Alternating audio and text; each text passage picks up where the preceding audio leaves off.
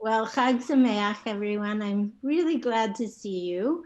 Um, my name's Elisa Clar, and I am the co-chair, along with Linda Allen, of the Shir Environmental Action Committee, which we call Shir Sustainability. Tonight, in conjunction with the Shir Hadash Men's Club, we've put together this program on electric vehicles. It's the third in our series of programming that presents different ways that each of us can contribute to solving the climate crisis. And there are multiple ways. In just a minute, I'm going to tell you about our speakers tonight. But first, I just want to tell you about our upcoming programming. So in a day more than 2 weeks, we're as part of the Lunch and Learn at 11:30 a.m. on April 13th. We're having a program on impact investing, how to use your investment dollars to reflect your social social values and help make the world a better place.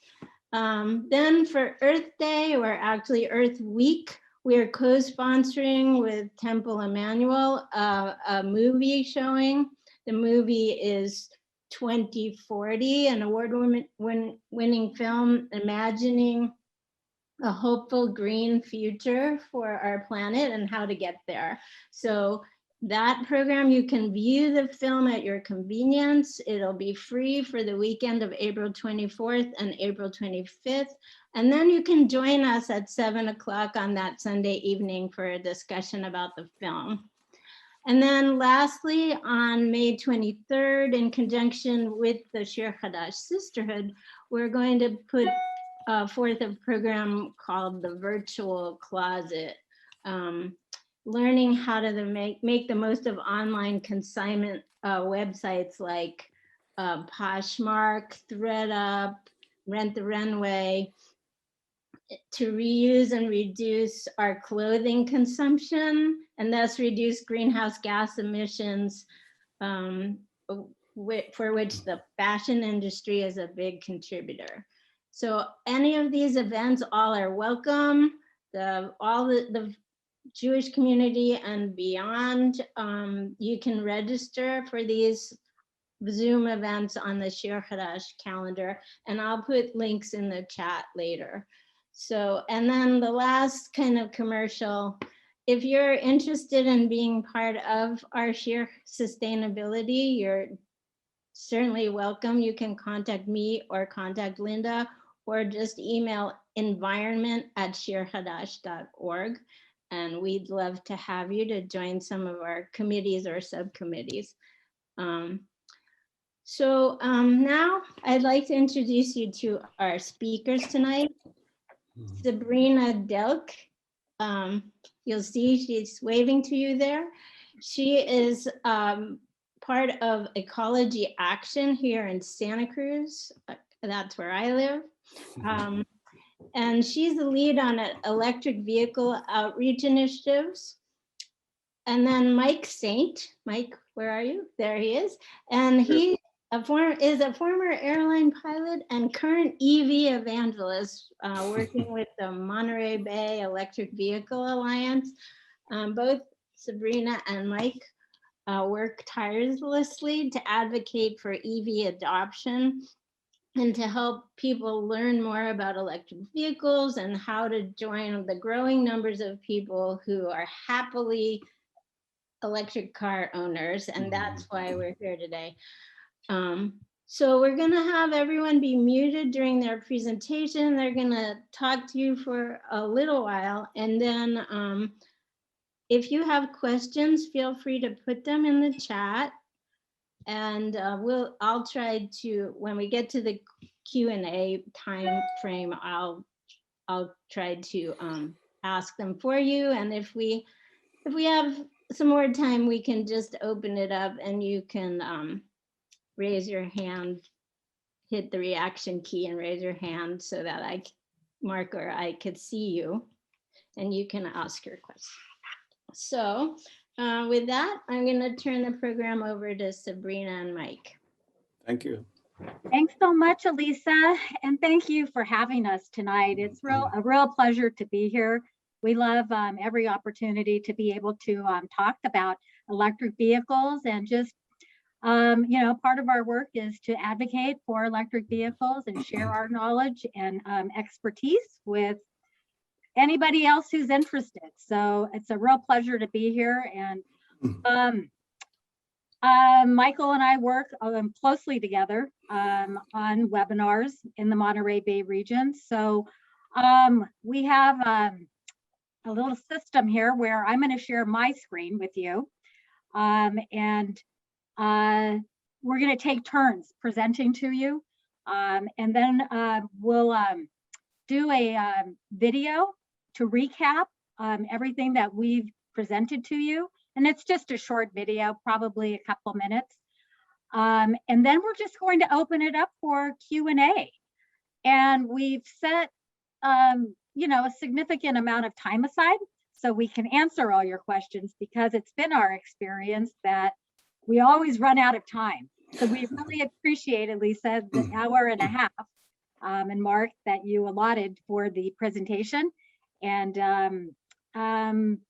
yeah, so don't worry, I think we are going to get to answer everybody's questions tonight.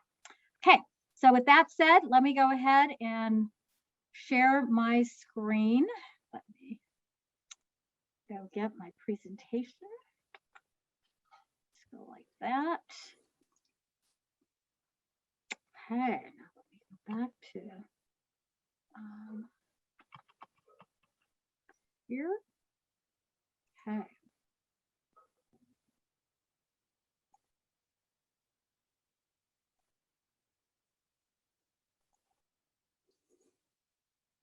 Okay, so you all should be looking at the first slide, which we see it. You guys see it? Okay, good. All right, so here we are, 7 o'clock. Electric Vehicles 101 is the topic for our webinar tonight. So let's see. Let's go on. So here's our agenda for tonight. Elisa already covered the introductions. Again, thank you for having us. Just before we get too far into the presentation, I would like to say a couple of things about Ecology Action. Ecology Action celebrated its 50th anniversary last year.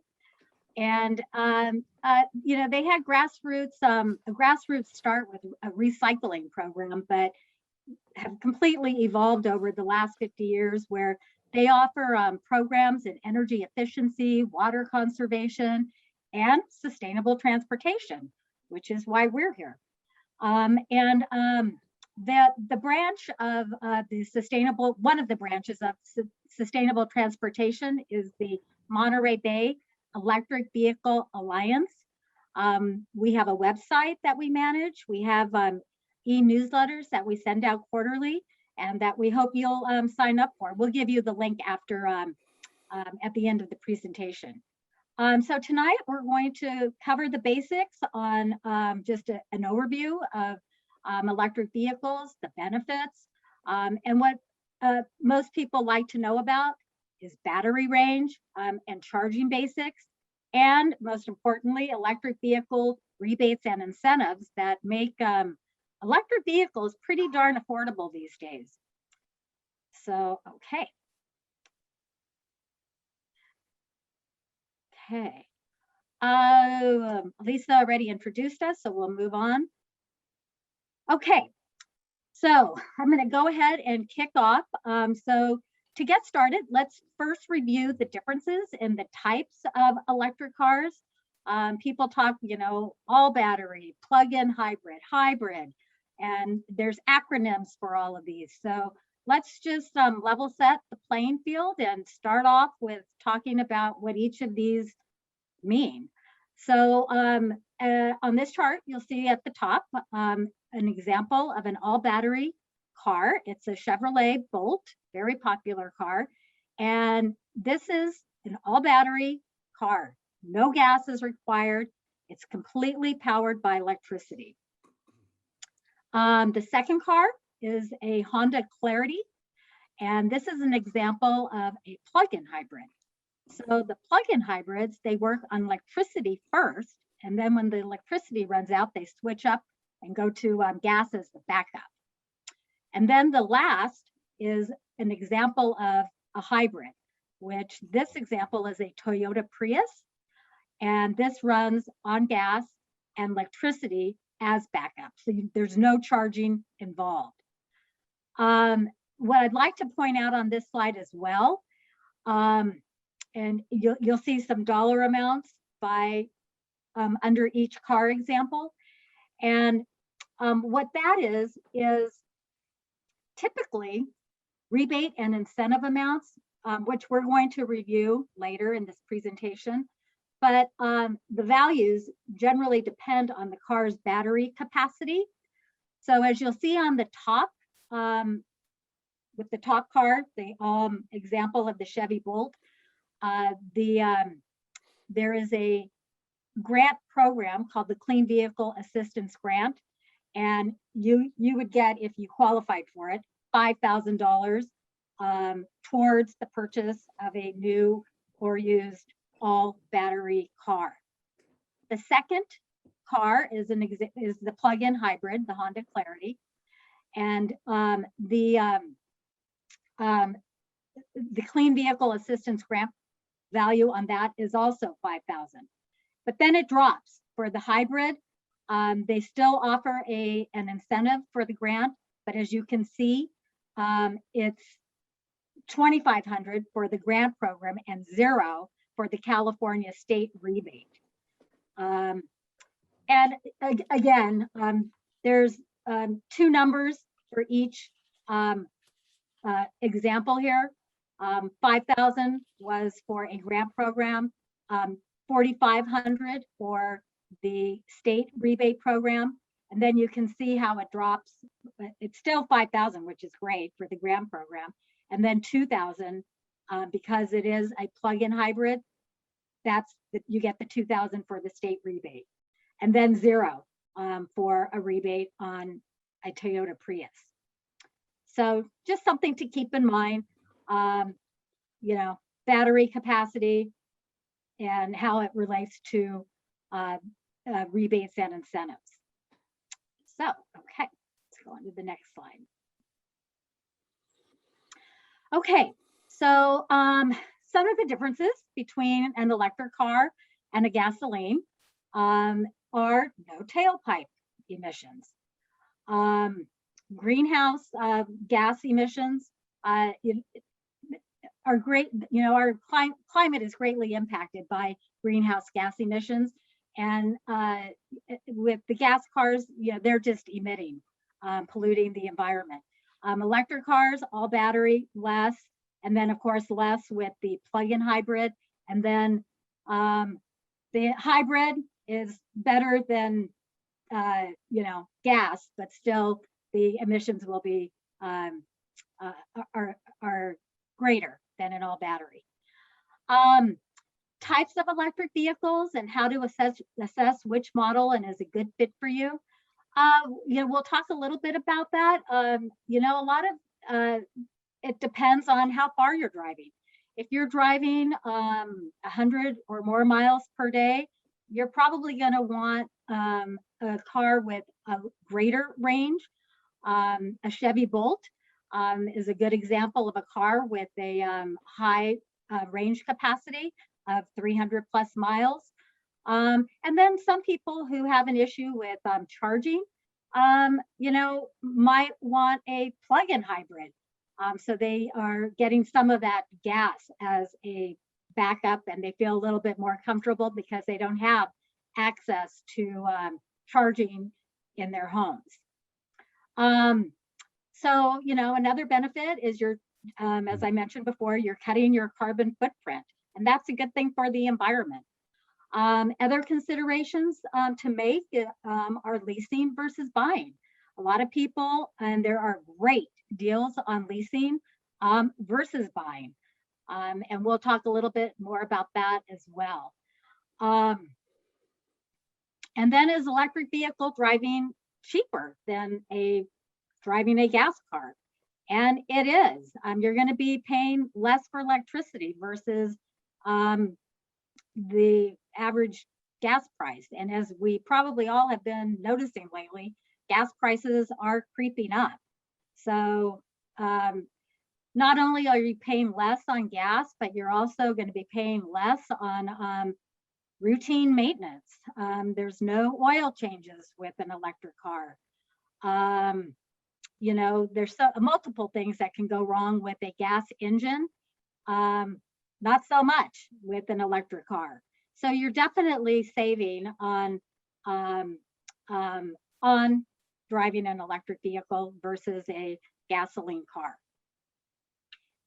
Michael, did you want to add anything more to that? No, that was good, Sabrina. I'm fine. Let's press on. Okay. All right. And then some other benefits of going electric, and maybe you guys have heard, but they are, maybe you haven't heard, they're quiet. Sometimes people complain about them because they are too quiet and you can't hear them coming up from behind you. But they are a quiet drive. They're relaxing. They have great acceleration. And, you know, the infrastructure is popping up more and more throughout the state and nationally as well. So it's getting easier and easier to charge. You can charge for free at some places, and other places, some public charging places, they do charge a fee. And if you're charging at home, and if you charge at the right time, you're going to be paying less on electricity as well. Is there anything on this one, Michael, that you want to add? Well, you know, there's considerable perks. You've got your carpool lane stickers, which are 2017 EVs and after, which is probably helpful for the Bay Area. And even some toll bridges. I'm not so sure about so many around our area, but sometimes EVs are allowed to go for free. Also, you know, you've got them all listed here. Maintenance costs are incredibly a lot less, and I'll go over that a little bit later with the cars that I've had. Okay. But basically, no, that's lists all the benefits of driving electric. Okay, great. All right, so then let's press on. So this slide, there's a lot. It's hard to see the names of all the cars because it's a lot of cars. But the point of this slide is just to show you that there are 40 plus models on the market today. So the market has greatly expanded and is improving all the time. Manufacturers are getting on board and producing a variety of hatchbacks, sedans, different types of cars for different driving needs. So we're not going to cover all of the cars, but the point, like I said, is just to show that there are a multitude of models on the market today. So with that said, that's a brief overview of the benefits of driving electric. And now we're going to switch over, and Michael's going to talk about the types of charging. Okay, thank you, Sabrina. Nice job. I'll just go very shallow on this because we want to get through these slides, and then we'll be open up for questions. These are your level 1, 2, and 3 chargers that are primarily what you have to charge your car with. If you do own a Tesla, I usually call that level 4, and that's the supercharger network, which is not pictured here, but which I'll mention occasionally. Okay, on the left is just your standard household outlet, 120 volt, which you have in your house as well as your garage. That will deliver about 3 to 5 miles of range per hour into your electric vehicle. And one thing we want to kind of get straight here is 2 things. 90% of your charging is going to be done at home. So this kind of freaks people out a little bit, but basically you don't use public charging that much unless you're going on a long trip. So the level 2, no matter, and also these are actually called electric vehicle service equipment. They are not the actual charger. The actual charger is actually in your car, and that's kind of the limiting factor to how much power your car will handle. You do 120 though, every EV is only going to put on about 3 to 5 because it just doesn't deliver enough power. The second one is a level 2 charger. Those are primarily your public charging, and you can also get a level 2 for your home if you have a bigger car, battery size car with a bigger range. And depending on your onboard charger, again, it will give you pretty much 20 to 25 miles every hour of charging. So easily you can charge overnight. Some cars do a little more, some cars. Let's go to the level 3. Now this is mainly the DC fast charger. And this is pretty much for long trips. And they're closer to the freeways and highways, so you don't have easy access. And there are 2 types of chargers. There's a CHAdeMO, which is mainly for the Asian electric vehicles. And then there's the CCS, which is the combined charging system. And the biggest difference is the CHAdeMO has 2 plugins inside the car to do either level 2 or level 3. And then the CCS is a combined plug. So that's the biggest charge. And you should be able to charge about 80% of your battery in about 30 to 45 minutes with the fast charger. Anything to add there, Sabrina? Well, so on the level 1, just so we all know, it's slower charging, but do you think it's okay though for driving, let's say, fewer miles per day, like maybe 40 or under per day? Definitely. Okay, right? Yeah, that would be primarily for your plug-in hybrids. If you have a plug-in hybrid, you really don't need to have to put in your own level 2 charger. I do my Chevy Volt, and my son has a Fiat 500 electric. We just do it on 120. Okay, Yeah. that's good to know. Not everybody needs a level 2 charger. Right. So, okay, thanks. All right. Okay, battery range, charging basics. Range goes anywhere from, and we're just talking pure electric right now, about 58 miles for a Smart for 2 car, which is made and sold by Mercedes, basically. That's about the lowest range pure EV, all the way to over 400 miles for a Model S Tesla. So a lot in between there, and there's getting to be more and more over 200 miles. I can just off the top of my head, there's probably 8 to 10 over 200 miles now, and about 5 or 6 over 300 miles. So it's getting better, and it's supposedly going to do really well the next 2 or 3 years. We talked about the chargers, level 2 and 3 and DC, and how long it takes each one to charge depends on your onboard charger. And we'll get that on the next slide. Chargers also determined, of course, by the size of your battery and the charger. If you have a bigger battery, it's going to take longer. And so you need to charge at home, like we talked about. You can get that level 2 charger, and that's for someone who does a lot of mileage a day, longer commute, and really needs to have that in the morning, to go to work. Anything to add to that, Sabrina? Well, one of the common questions that we always get is, especially like for a used EV, how long will the battery last, and will I need to replace it?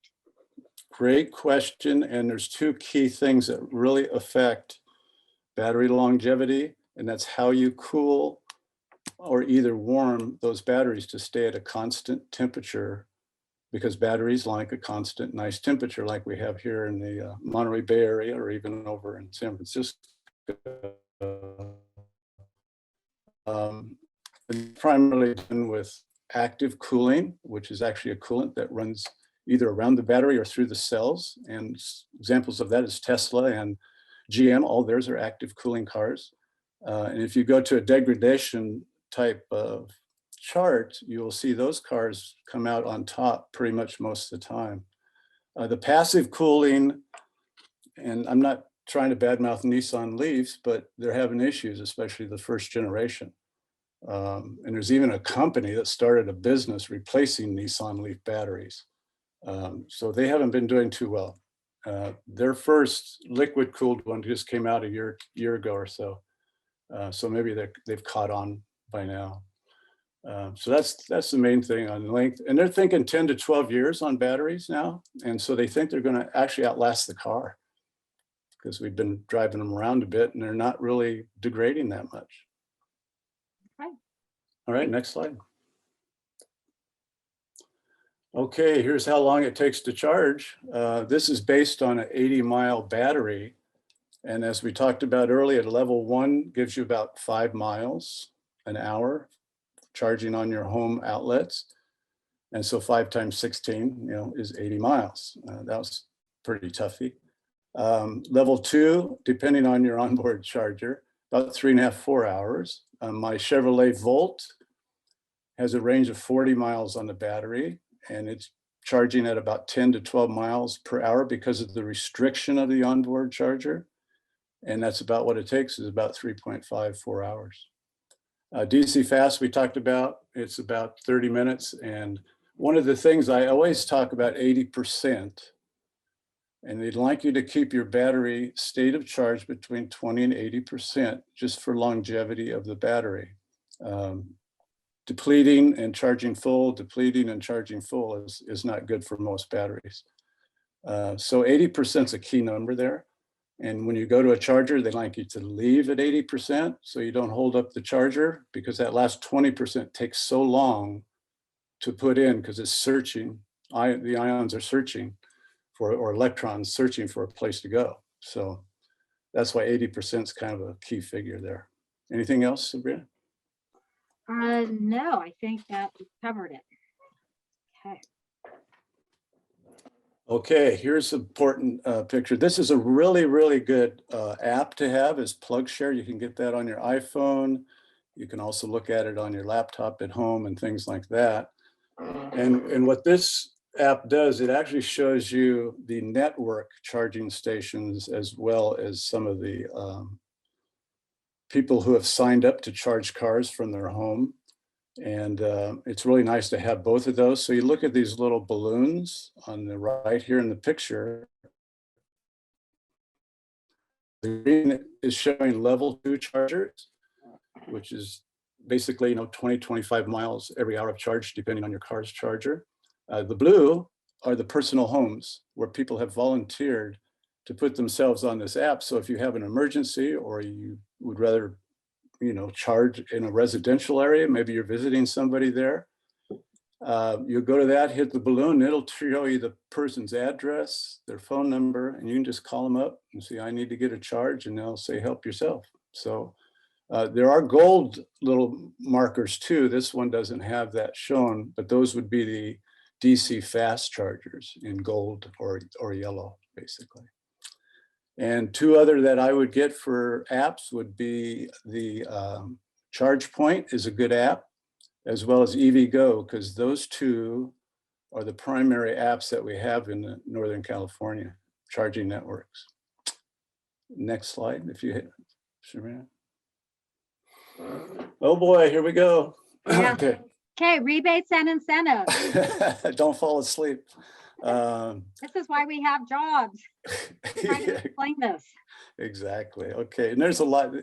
Just want to, as a caveat here, these things change a lot. So one of the reasons for our program is to keep abreast of this stuff and let our people that join the program know when these things change. On the left side, we try to make it simple tonight. On the left side are all the point of purchase grants. And that means you're going to give the dealer the authorized letter you would get once you're authorized and approved for a grant. So that's all taken care of at the time that you buy the car. And these first 3 are actually new and used EVs, which is a really, really good thing. Now you're in the Bay Area, so we've included that under the Driving Clean Assistance Program, the second one down. And you also have to remember all 3 of these, 4 actually on the left side, you have to go to an approved dealership. which if you go to the website, you'll see the dealerships and you'll be able to shop at those. And also over there, I noticed on the Clean Cars for All and Drive Clean Assistance program, you have to have a certain zip code. And these are low income grants. So what they're doing is trying to reach the low income people. So I looked it up and Los Gatos is not on the zip code list, as well as West Palo Alto. And I think you get my drift here. It's not for the well-to-do, it's for low income. Clean Fuel Awards for everybody at the bottom, and that's $1,500. These other grants are anywhere between $5,500 and $9,500. When we go to the right, once you buy that car, you go home and then you can apply for the Clean Vehicle Rebate Program or the Central Community Program, which is over here in Monterey Bay area, not over there in Santa Clara. The federal tax credit has a little bit of a catch to it. If you're low income, it's hard to qualify for that because you actually have to have a tax liability to get the federal tax credit. And there's two manufacturers that do not have that, and that's GM and Tesla, because they made too many electric vehicles, which was 200,000 in the United States. And it's also new EVs only. So that's with that. If you only have 4,000 liability on taxes, you will get 4,000 back. The most you can get $7,500 on the tax credit. And that's the year after you buy. You just put that on your tax return the next year. And not some such good news, Clean Vehicle Rebate Program is kind of sunsetting. It still has about 25 million left in its account. New EVs only, and they do increase it for low income. The highest you can get for that is $4,500. Unless you have a hydrogen car, they'll go as high as $7,000. These three down here, we talked about the 3CE, which is over in Monterey Bay Area. Silicon Valley Clean Energy, unfortunately, has no incentives for EVs, but I will direct you towards that website because what they do is they provide a purchase guidance person to walk you through the steps, and also they will have all these incentives listed for you to refer to. So it would be really good to visit that website. And I don't know if anyone over there lives up in San Mateo, but Peninsula Clean Energy does have a rebate of $2,000, and it's enhanced up to $4,000 for low income. One more, vehicle retirement program. You can also stack it onto these grants. I forgot to mention that. These on the right can be stacked on top of grants. Grants cannot stack on top of each other. That's the main difference. So vehicle retirement program, if your car doesn't pass a smoke check and your income qualified, you'll get $1,500 just for turning your car in, and everybody else gets $1,000. So a little extra money if you want to turn your car in and have it scrapped. Anything to add, Sabrina? Yeah, so if you're wondering what low income means, it's 400% of the federal poverty level. So what does that mean? So for example, if you're a single tax filer, you can't make over $51,040. If you're a family of four, you can't make over $104,800,000. Mm-hmm. So if you make less than these set amounts, then you can qualify for these low income grant programs and for the increased incentive on the state rebate. So yeah, just keep that in mind, you know, on the income eligibility levels. Yeah, Yeah. one thing to add, if you fit into the low income and you're real serious about getting an EV, put in for one of these grant programs as soon as you can, because it takes almost 3 months, 2 to 3 months to get approval. They're just swamped with requests and not a big enough staff to handle the situation. So Yeah, good point. Okay, okay. thank you. All right. Well, it says Michael's best cars for value. That's good. They're not sort of the best. Well, they are good EVs. There's some that are Tesla. I think I like Tesla. That's all I'll say. But I do have an example of the pricing for that one too. So here's some deals that I have worked with people before, and these are average numbers. They're not exact because the incentives and zip codes and counties, they all kind of change and have their own numbers. So I averaged all those out to give you average of rebates. So you get a kind of an idea. As you can see, the green number is if you have nothing. In other words, you have no rebates, no grants. That's what that car costs out the door. And you can see the Bolt's been pretty well decreased already. And what's happened because of COVID, they didn't sell any cars last year to speak of, the 2020 Bolts, and they just set. And we had lots full of 2020 Bolts. So they give 11,500 as a rebate. That's the dealer and manufacturer. And you can see they're under other incentives. That's kind of their catch to bring people into the dealership. That would be things like a loyalty customer with a GM lease, you get a little bit. If you live in a certain zip code, if you went to school or college, or you have a daughter, you know, just if you have a lunar landing, you get a bunch off, you know, things like that. That's kind of their catchphrase. So that's what you get out the door. You don't have to qualify for anything. And the average rebates are around 9,500 if you get a couple, 3 of them. And so the total cost is in the red. Now you go to used vehicles, you don't get as many rebates for used as you can tell. If you have the low income, that's a nice rebate for a less expensive car. Clean cars for all, I have in parentheses there. People that live in the Bay Area qualify for the clean cars for all. And it varies from 5,500 to 9,500 depending on your income. So they actually have 3 percentages of the federal poverty level to qualify. And 9,500 are 225% of the federal poverty line. 75 is 300%, and then the lowest is 400%. You get 5,500. So that's why I put average numbers in. I mean, I could just put a list of things there and only talk about one car. There's so many different options. So that's pretty good for a 2017 Volt plug-in, 53-mile range, and those have 20 to 30,000 miles on them, maybe a little more. And it's a really good car. I have a Volt, really like it. My son has a 2013 Fiat 500.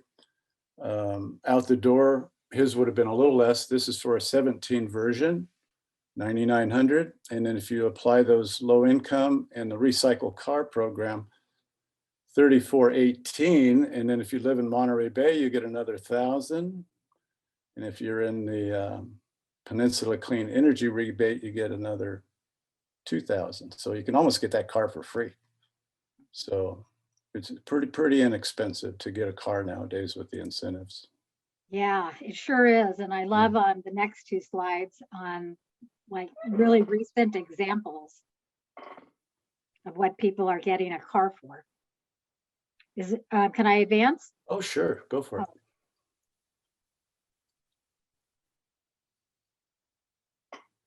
Here it comes. It's slowly coming. I'm getting there. Got it. Okay. This is actual things that happen that I help people with. Sochi is my son's girlfriend. So I work pretty hard at trying to get her a really good deal. This other information is kind of important. She wanted to spend $15,000 and just buy a car. But with the good new lease programs that they had out between November and February, it was almost silly to pass up a free brand new car. She's got it for 3 years and 30,000 miles. And the neat thing she's going to be doing, she's going to pretend that she's paying for that car monthly, like she got the money for a loan, but she didn't spend anything. So she's going to save up for 3 years, and then she sold her other car, and she's going to put her federal check incentivization check in the bank. And so she'll be able to probably buy this car in 3 years. And it's a good deal. She will take care of it and know that no one else is, not treated it well. And so that's her plan. And this kind of just tells you how that went about. She got the lease for $9,000 for 3 years. She had the grant, and then she recouped it with the clean vehicle rebate program at the state for $2,000, and Monterey Bay Air Resource District rebate for $2,000, which equaled $9,000. Yeah, So it's zero. that's great. Next slide, please. Now here's a good-looking kid. This is my son, Matthew, and he was driving around a fossil fuel car, a little Miata Speed, which is a nice car, but he wants to save that as a kind of a collector's item because they are going up in price. So I suggested, well, why don't you just get yourself a little electric car and go to school, do your errands, put a bike rack on, take it to your bike place you want to go to. And he liked the Fiat 500e. He thought it kind of had a retro look, so he liked that a lot. He liked the budget. We had a budget of $8,000, and he didn't want to spend any more. So he liked the looks. And battery degradation is very small with these cars. That's a 2013, it's almost 8 years old. The original mileage on that was 84-mile range, and the mileage range is still 84 miles. So Wow. yeah, I was surprised myself. That was pretty incredible. So they did a good job with that battery. It's actively cooled with coolant. So he got the car for $2,200 with the grant, and then he got a rebate from the Air District. As you see, there's no grant from the state, not grant, but a rebate, because the CVRP is for new cars, and this is a used car. Right. Okay, so he saved $6,000 there. That's still great. Yeah, it's a good deal. Oh, one more thing is, like I said earlier, the grants are at an authorized dealer. And so what we did is we bought the car on Craigslist for $6,200 and brought it to an authorized dealer in Santa Cruz, and he put it on the lot so we could get the grant through paperwork, basically. And we just paid them $1,000 to put it on their lot on consignment, and took care of the authorization grant. Okay. Next slide, please. You're up, Sabrina. Okay, my turn again. So we have a free electric vehicle purchase guidance assistance program designed to streamline incentive and rebates for low-income Central Coast community individuals. So as I mentioned before, when we started the presentation, Ecology Action is a nonprofit organization, environmental nonprofit, and we received a grant from Electrify America. They have charging stations. You may have seen them. They're popping up more and more all the time.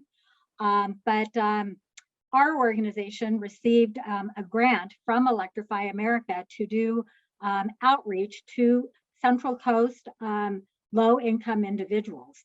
Oftentimes, low-income individuals, areas where disadvantaged community members live have the greatest pollution problems. They're often marginalized areas, and so the goal is to reach out to from Santa Cruz all the way down to Ventura County, so it covers 6 counties. We are working with local community-based organizations, Regeneración out of Watsonville, and Green Power in Watsonville. And then down south, we have the what are they called? Community Environmental Council. So it's a coalition of community-based organizations coming together under this grant to outreach to low-income individuals to help them assess if they're qualified for these grant programs, how to access them. As you might recall, the slide that we showed you with all the incentives and rebates, you know, there's quite a few, and there's not just one application for all of them. You have to go to each individual organization and fill out separate application to get those rebates and incentives. So our job is to let people know that they, if they qualify for these low-income programs, how to access them and how to become an EV owner. You know, 50% of Californians, no matter who they are, low income or not, don't realize, they think, you know, electric vehicles, what, they don't even consider it. It's off their radar, that they think it's for the, you know, well off. And that's not true, as, you know, you just saw from the last couple of slides that Michael shared, with a new leased electric vehicle and then a used example. So they are definitely within the reach of, you know, not just the well-off, but low income as well. So we have this program, and we can share this presentation. We can make a PDF of it and give you guys the link to our program. And even if you don't qualify for low income, we have access to great tools and resources that can help you make your electric vehicle buying decision. And so, yeah, so here's a list of resources, and we'll share this with you, but you know, really helpful information from looking at like the 40+ electric vehicles that are in the market today and assessing all of them, looking at charging and what it means. I mean, these websites cover everything and anything you want to know. So we'll share this with you too. And then let's see. Did you want to talk about this now, Michael?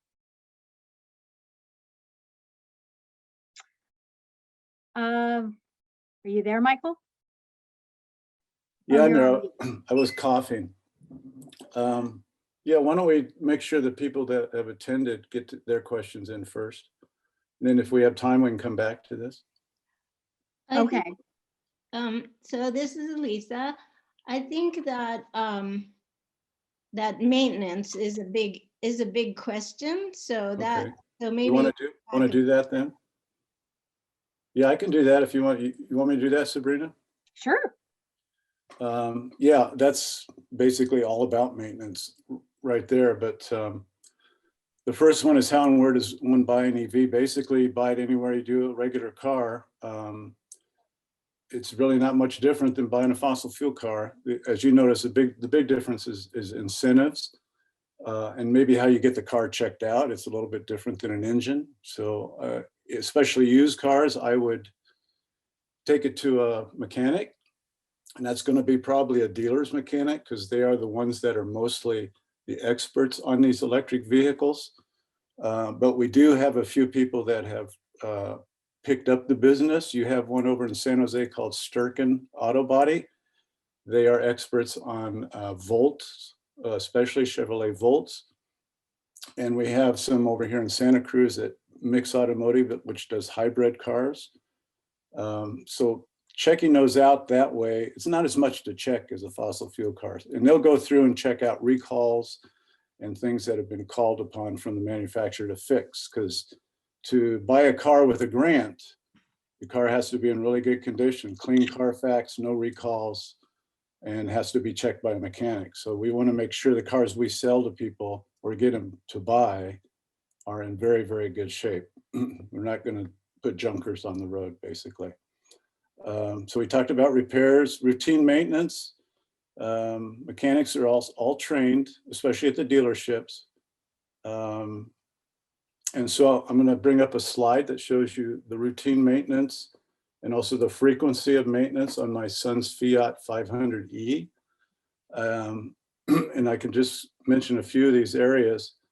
It's mainly inspections. They really aren't doing much. Of course, there's no oil change. This is a pure electric vehicle.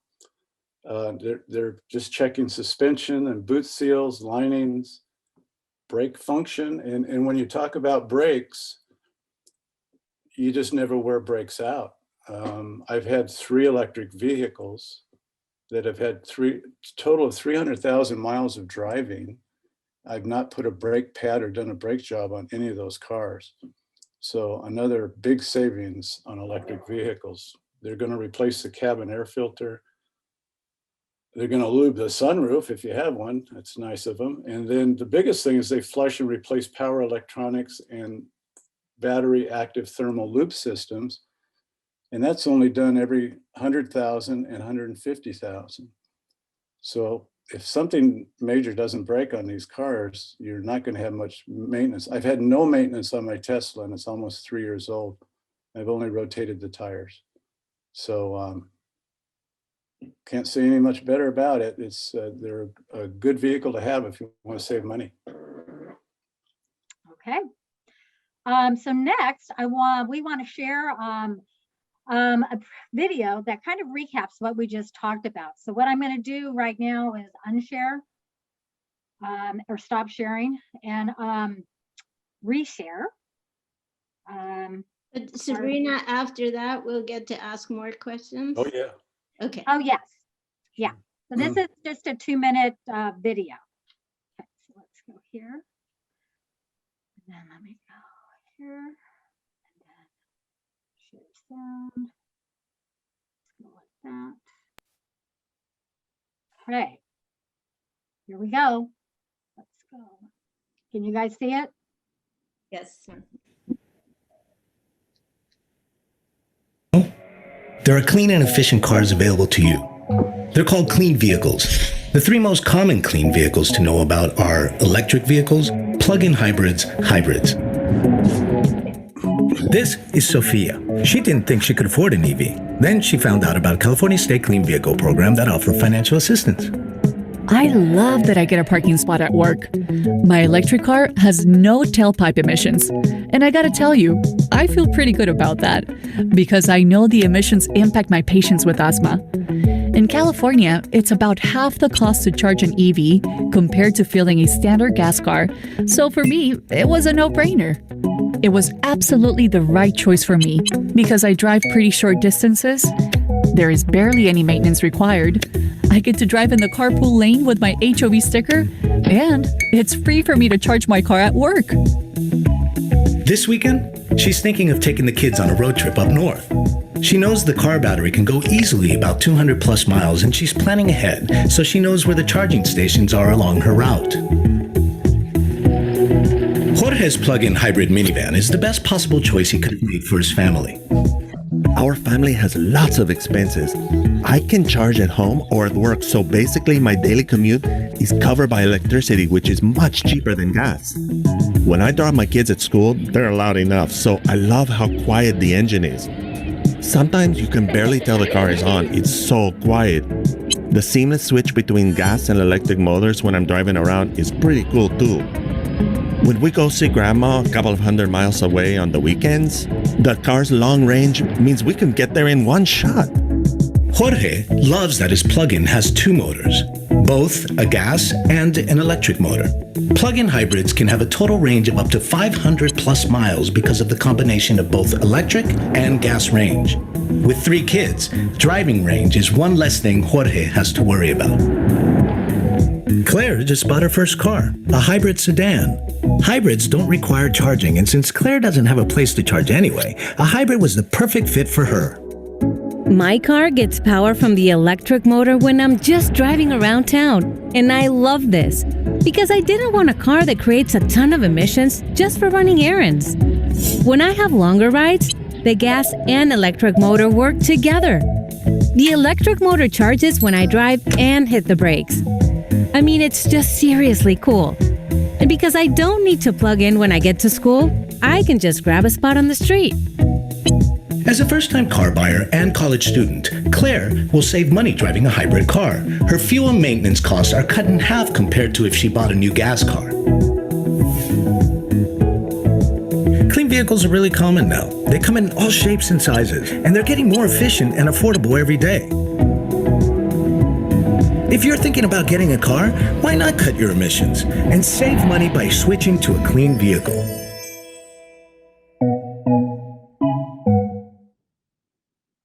All right. So like that. Okay. Okay, Oh, I'm gonna start with the questions at the end here because it follows on what we've just seen. Good.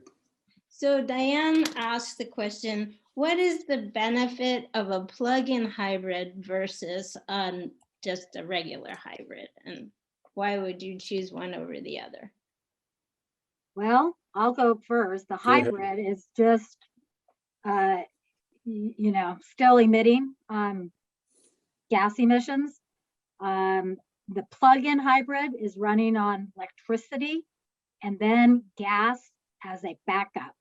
So in the example that you just saw, the one driver was getting upwards of 500 miles because his car had, 200 to 300 miles of range. And then when the battery runs out, there's still gas to fuel the car.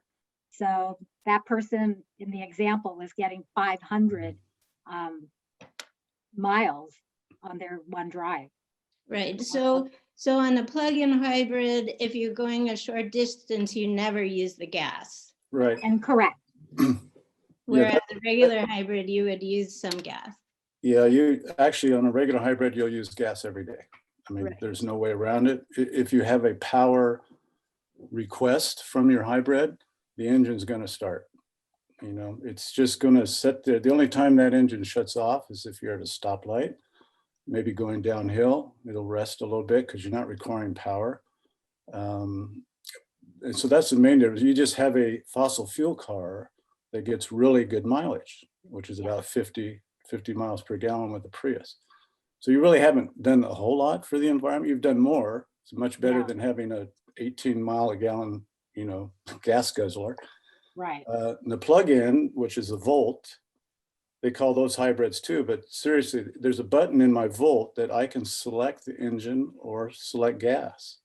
And so when I do all my errands and stay at home within 40 miles round trip, I just never get gas. I don't use gas. So I go to the gas station maybe once a month, something like that, so that's the main difference. You are in control with the plug-in. With the hybrid, you're not.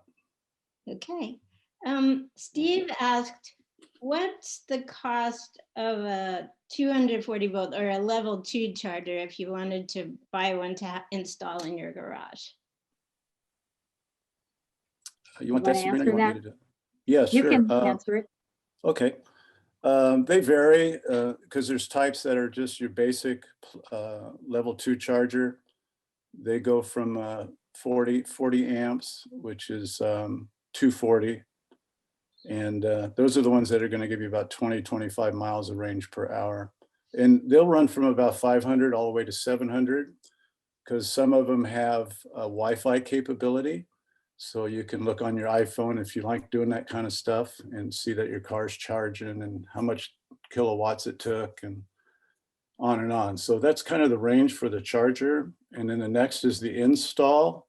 And the charge for that depends on how far your electrical box is away from where you want your charger. Mine was on the northwest side of my house. I wanted to bring it to my garage, which was about a 40-foot run. So they just ran 40 feet of line, put a 50 amp breaker in, which gives you 40 amps of usage because by code, you can only use 80% of that breaker's ability. So I had 40 amps plugged into my juice box, and now I have 240 charging, and my Tesla goes at about 35 miles every hour because the Tesla has a pretty strong onboard charger of about 11 kilowatts, which is pretty big. So, and that was $800 for that installation and the charger. So how do people who live in apartment complexes and possibly are low income, how do they deal with charging their electric cars? Well, I can take that, Michael, if you Okay, you like. got it. You got it. So yeah, that's an issue. And you know, what people need to do is get their property manager to put in an electric charging station. But okay, so sans that idea, there's public charging stations. So you have to figure out, like, where are the charging stations that are close to me? Do I work at a place where I can charge while I'm working?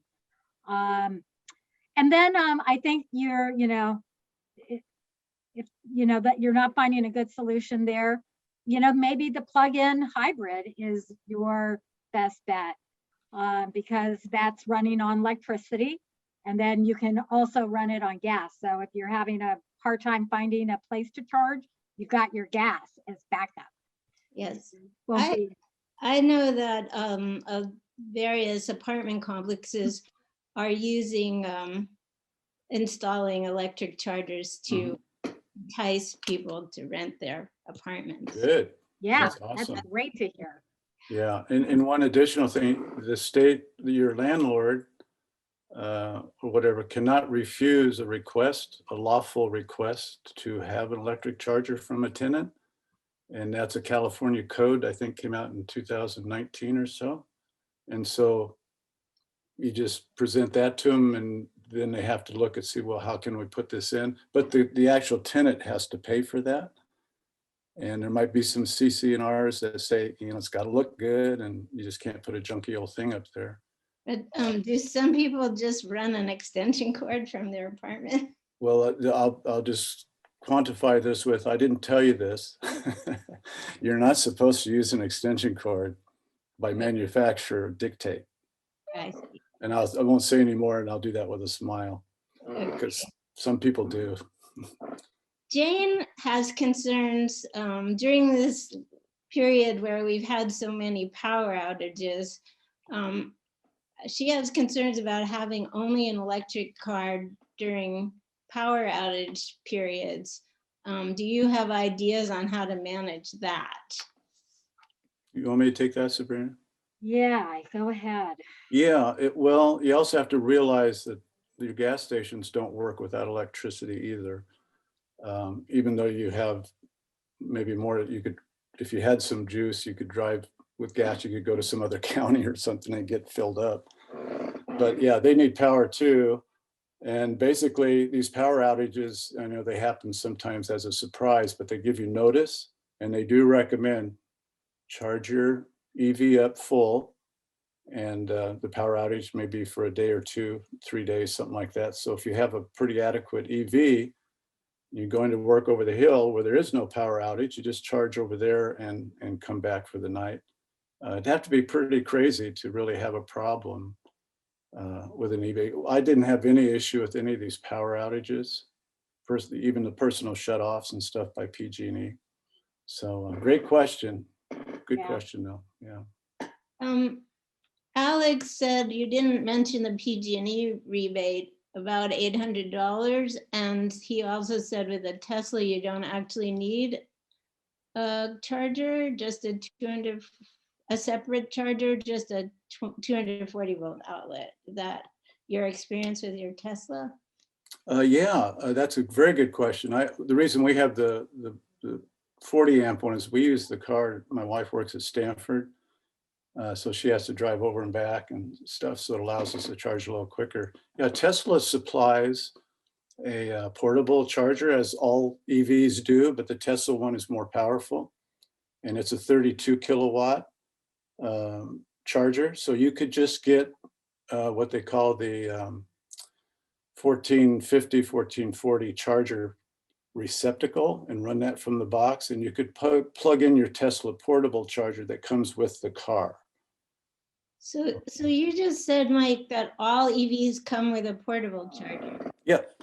I didn't realize that. Well, there you go. Yeah, but most of them are only 120 volt chargers, so they're limited. And but the Tesla is higher. It's a 240, and it comes with the car. The only thing is if you take off, say you're going on a trip, and you take off and forget it because you have to pull it out, plug it into your wall. And I've done that before. That's why I say that. I get to my destination. I go, oh, I don't have my portable charger with me.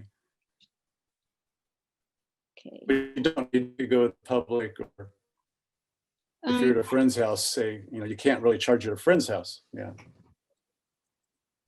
Right.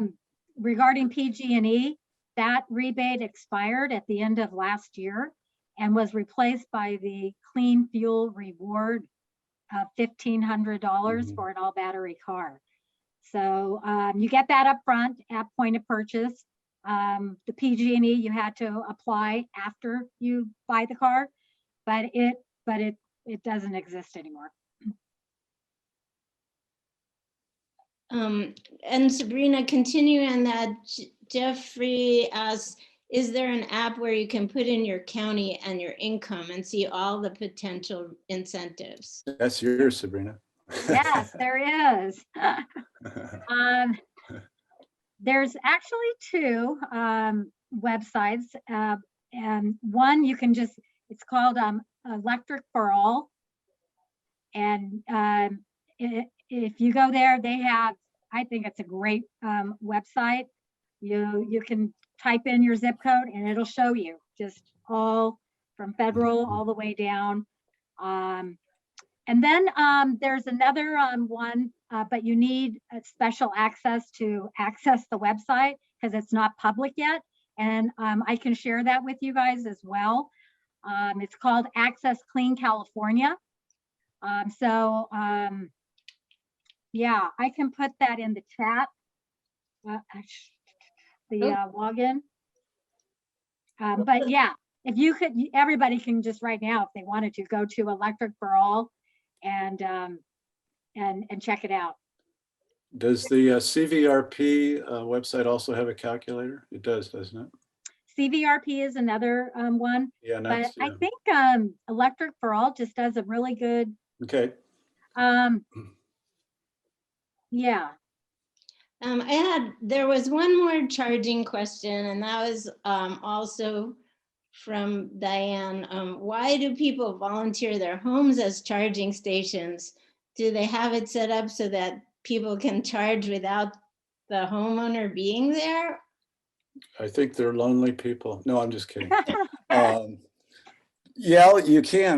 The one down about 2 blocks south of me, he actually built a little structure, wooden structure, kind of looked a little bit like an outhouse, but his charger is in there and he has a hole through the side of it where you can go in and just take the cord and leave it parked right on the curb and charge whether he's home or not.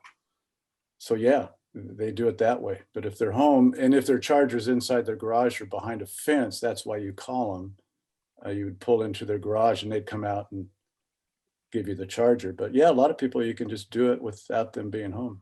And they just do this because they want to promote EVs? Or? Exactly. Just, yeah. Very exactly. altruistic. Yeah, it's very, very nice. Very good.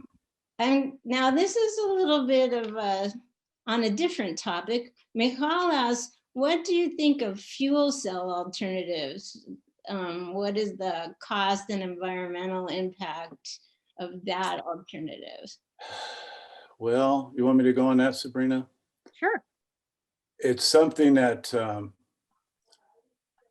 I'm not sure. These are just opinions. I mean, I read stuff all the time and links and Google stuff, but you're not really getting rid of the, presently how they produce hydrogen also involves the use of natural gas and some fossil fuel stuff. Plus you're still onto the same transportation of something that's somewhat volatile to move it from, where they make the hydrogen and then deliver it to the gas stations. And then you have to change all the infrastructure at the gas stations as well. I just think that's why people haven't adapted it so much. It's quite expensive. It's clean. I mean, you're just getting water for exhaust, which is awesome. But for me personally, I just jumped on the battery thing, and I think that's what all the manufacturers are doing. You do get a higher rebate though. You get $7,000 for a fuel cell car. They're still trying to promote those. Toyota and a couple others are going hydrogen pretty big. So I think hydrogen has a place, but I think it's for the larger transportation type things, maybe trucks, things like that. Mhm. Since we've been talking about environmental impact, Jane asked, she says she also has concerns about the environmental impacts of battery production and disposal.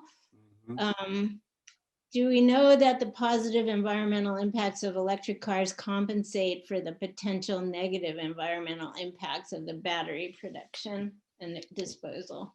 Good question. Sabrina, you want it or do you want me to do it? It's all yours. Okay, I got it. Yeah, we are behind on that, just to be honest. They are presently, well, for manufactured, it's a little bit more greenhouse gas emissions to produce a battery versus a fossil fuel car. But that's pretty much gone after about 2 to 5 years of operating that car because you're not using gasoline. So from that point on, it's about a 50% improvement on the environment to not operate the fossil fuel car versus the electric. And that takes it all the way through when you get to the end of the car. Now at the end of the car, yeah, we're only up to about 50% recycling of the materials of an EV battery right now, but they're working extremely hard. There's a place over there where the Gigafactory is in Nevada, and where they make the Tesla and the Panasonic makes the batteries at that Gigafactory. If they have stuff come into the factory that are not good enough to put in a Tesla, there's a place in Carson City that will recycle that, melt everything down and recover all those like magnesium and cobalt and lithium and recycle that back into the Panasonic. For old batteries, you don't want to really think of recycling as the initial thing that you're going to do, or I should say, throw it in the garbage after the car's lost enough range. They would like to repurpose those batteries in storage for your homes or schools or hospitals, because there's still plenty of battery life left in these things after you stop using them in your car. And at that point, they're really working hard on trying to get an easy way to split all those, materials that make up that battery, separate it, and then recycle those. And they think they'll probably have it done. That's Elon's goal, 100% recycle. You put it in one side, when it comes out, it'll come back and you just recycle it again. So they're working very hard on that. So they're getting to a point now to where it is environmentally as good as maybe recycling a fossil fuel car too. But that's their main goal, is not to use use that whole battery again.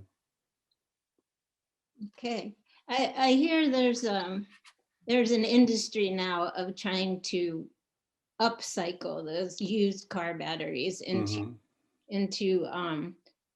say home battery storage for your solar, and right. They're trying to make it a little more sustainable. Right. I have one last question from Diane Goldman. Does the Tesla Model 3 come with the same kind of charger as the S? All yours, Michael. Yes, I'm not sure exactly on the S. I have 3, but I think the 32 kilowatt charger on board. Are you talking about the onboard charger or the portable charger? Do they know? Portable, yes, it comes with the same portable. So you should be able to charge your car with that and not have to go out and buy one. Just get a plug. And you could use dryer plug or RV plug that you might have at your home if you get the right adapter, because those are usually 30 to 40 amps as well. So you might not even have to buy a plug. All right, and here is a more community-centered question. Since EV owners don't pay gas taxes buying gasoline at the pump, and gas taxes are typically used to maintain our roads, is there some other kind of surcharge that an EV owner has to pay to replace that that gas tax that used to maintain our roads? Do you know? Yeah, the DMV put on, we have I think it's $100 tax on EVs to make up for some of the taxes we don't pay on gasoline. Okay. You get license feed on it, basically. And some do sales at the sales point too. They used to put something on. I haven't seen it lately, but yeah, they'll get us one way or the other. I had a question that unfortunately didn't come through on the chat. And I have a question about the safety of the batteries and what happens when you're charging them in the garage. And can you have a fire? More likely to have a fire. I mean, we know what happens with lithium hydride, and these batteries are getting bigger and bigger for longer and longer distances. And what about how do these batteries behave in the car in a crash environment? Okay, great question. You want me to take that, Sabrina? Absolutely. Yeah, I don't know if you've heard, Howard, but this has happened. You know, I'm not trying to make it secretive. A Kona, the Hyundai Kona and the Chevrolet Bolt, 2017 through 19, have a recall on battery fires. Bolt has sold 65,000 of those cars, and they have 6 that caught fire inside the garage at 100% charged after driving the car. And so it was not a good time to do what they were doing. It shouldn't have caught fire. Don't get me wrong. I don't think that's good. But they do recommend, even with any EV, is after you've driven it, don't start the charge immediately, especially Nissan Leafs, because they're air cooled. If you have an active cooling car, I plug in my Tesla every time I get back. It's on a timer, so I do it on the low rates of your PG&E, or I guess you guys are Silicon Valley Clean Energy, is that correct? Over there, so you just can, not too bad with those cars. But yeah, the Bolt had issues, the Kona. But you know, those in Tesla initially, I guess you heard, oh, this Tesla caught fire when it had gotten an accident. But if you look at the statistics, your fossil fuel cars catch fire about 11 times more frequently than the battery car does. And that's just what the statistics show. But you never hear about the fossil fuel cars on much. So we're Well, they still have working on the statistics. recall for the Bolts. They don't have an answer to that. Yeah, there's statistics on it. And they're working on the Bolt now, and they haven't got a full answer. What they did is they just limit your charging to 90%, and that seemed to solve the problem. But you bought the car for a certain range, so they have to come up with some type of fix to give them back 100%. So they were telling them to also park your car outside, don't put it in the garage. You know, keeps cooler out there. They think it's a some type of battery cell contamination, you know, when it was being manufactured in Korea. And the Bolt batteries on 2020s and 21s were built in Michigan.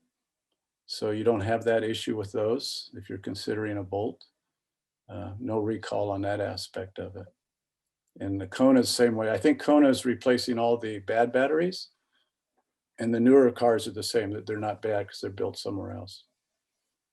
I think it was LG Kim in Korea that had the issue. One thing you didn't mention was that electric vehicles in general tend to be much safer than internal ICE vehicles. Yeah, I agree. And I can attest to that because I was in a very bad accident with my first Model 3. Okay. And I came out with it with a couple of cracked ribs, but it could have been a lot worse. Well, glad you made that one, Alex. Thank you. Yeah. And I got a new Tesla after that. Yeah, good testimonial. Thank you. And then I have one last question. Can you speak to leasing versus buying? Is the technology of electric cars changing so fast that you might prefer, or it might be a benefit to lease versus buy? You want that, Sabrina? Sure. You know, there are benefits to leasing an electric vehicle. I think that technology is not advancing as rapidly as it did back, 10 years ago. So you can buy, a car with good range, good benefits, all the bells and whistles. So, I think it's, if you can afford it, buying one is a good way to go. But I don't know, the leasing aspect is so attractive with the lease deals that they have on these vehicles. So, it just depends, I think, on your budget, your driving needs. But yeah, so I don't know if that answers it's not a clear-cut question, one for all. I think it just depends on, like I said, your budget, where you're at, your driving style. But would you agree that the advances being made aren't, like they were 8 years ago? Well, I think, people that was kind of the excuse not to get an electric vehicle the first 5-7 years. And I understand that. I mean, they didn't go very far. So I know most people, especially in California, need to go distance. It's a big state, to get anywhere, you got to go. But I think leasing for me has always been not my answer to getting a car, because if you buy, it's cheaper. Just that's it. But with the EVs, with the short range and the advancing technology, and you're not sure about EVs, but you really want one, maybe a lease is a good thing. You can get in it and drive it and see if you like it. And you didn't, make a commitment for 72 months, 6 months and pay a lot of cash. So that's what Sochi's doing. She's paying nothing. But she drove it for a week and said, I love it. I'm buying this car. So she had a $15,000 budget, and she didn't have to use any of that money to get her new, reliable, all the bells and whistles car. Yeah. And that doesn't happen with the gas car. Yeah. Well, and if you own a business and you can write the lease off, I mean, that's why leasing came into existence. Basically, it was for businesses and to put it on your taxes and stuff like that. But now the taxes are paying for your lease on these incentive programs. So do the dealers get the rebates when you lease the car? Go ahead, Sabrina. They do get, if you're leasing the car, they get the federal tax credit. Mm-hmm. Yeah, but that makes the lease cheaper. They apply it to the lease. Yeah. Yeah. And what else? They get the grant money. They get the grant money. You just sign it over to them right when you buy the car. That's money off. And then you go and collect the rebates and incentives. They don't get those. You get the ones from California and your air resource districts and stuff like that. So interestingly enough, some people are getting money put back in their pockets from leasing. Yeah, that's not the goal though. It's not the goal, but that's what's happening in certain situations. So it's kind of crazy, but it does happen. I've got something I forgot to mention about incentives and rebates. Do we have any Costco members in the audience? All right. Okay, until April 30th, you can get $3,000 for a Chevrolet Bolt 2020 or 2021, lease or buy. And if you're interested in a Bolt, now it's the month of April to do it. And they come out occasionally. The last one was in November, December. Yeah. And now this was kind of soon. They put this one out really soon. They usually do it in the fall, but yeah, it's another $3,000 off that lease or off the price of the car. I think the last car I heard of where the lady had a Costco rebate and did qualify for a couple of those other fancy ones inside the GM loyalty program or something. She went out the door with a Chevrolet Bolt with a few additives to it for $25,000. Well, so that's out the door. That's out the door price. And then she put her CVAP on it. So now the car costs her 20. And then she's going to file for more rebates she'll get the 4,500 and the 2,000 from Monterey Bay Air Resort, another 6,500 off that. So it's 13,500 for that brand new Bolt. Wow. Yeah, that's good. we're getting to the end of our time together tonight, but I wanted to just see, could everybody here who actually owns an electric car, can you raise your hand? If you count hybrids. That counts. Okay. Yeah, we got one. Wow, when you put the hybrid in, that's pretty good. Okay. All right, I just see one last car. Ed thought that, one last question. Ed thought that Tesla was going to install super fast chargers that can charge cars in 10 to 20 minutes. Do you know what the story is with that? It's coming. It's presently started at 150 on the kilowatts. It got up to 250, which is like 30 minutes, 25, 30. And yeah, it'll be here. I know when I first plugged my Model 3 in, and it's low in battery, like down around 20, 30%, it's putting in 1,000 miles every hour.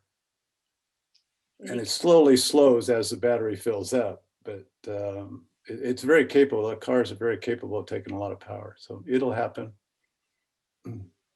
Well, thank you, Sabrina, and thank you, Mike, You're for welcome. coming and talking to us. And thanks everybody for our some great questions. Yeah. What we're gonna do is, Sabrina, you can send me your slide deck in a PDF format, and I have all of your emails, and I will send it out to the distribution here. Also, Mark recorded this session, and we will eventually post this session on the Shir Hadash website under our Shir Sustainability archive page. So if you have friends that missed tonight's event, then you can tell them that they can still view it. Great. Thanks, And we're Elisa. also hosting another webinar on electric vehicles, the basics, and how to get an affordable EV for Earth Day on Saturday, April 24th from 10 to 11:30. So I can share that link with you too. It's still, we're still building the presentation, but I do have the link and you can put that out there, and it will be in Spanish. We're going to have live interpretation. Excellent. Great. Yeah. Great. All right. Okay. It's so nice meeting all of you. Yeah, nice meeting Thank everyone. you, guys. Take care. Happy shopping.